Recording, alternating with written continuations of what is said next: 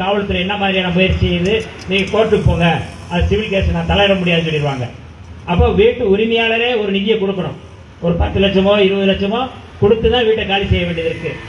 ஒரு 10 வருஷம் 20 வருஷம் வசித்த வீட்டை காலி செய்வதற்கு உங்களுக்கு 10 லட்சம் 20 லட்சம்னா 100 ஆண்டுகள், சுதந்திரம் அடைந்து 75 ஆண்டுகள் தான் ஆகிறது இந்தியா.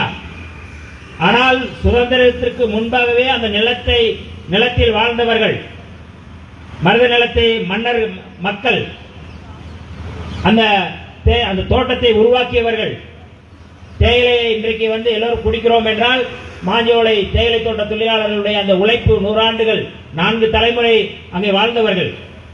நான் போய் பார்க்கும் பொழுது எங்க தாத்தா இருந்தாரு, தாத்தாக்கு அடுத்து எங்க அப்பா இருந்தாரு, எங்க அப்பாவுக்கு நான் இருக்கிறேன், என் பையன் இருக்கிறான், அங்க வேலை பார்த்துட்டு இருக்கிறான், நாங்களாம் ரிட்டையர் ஆயிட்டோம் சொல்ற நிலைமை இருக்கு. ஒரு தாய், முருகம்மாள்ங்கிற தாயை கதறி அழுது நின்று பேசினார்கள்.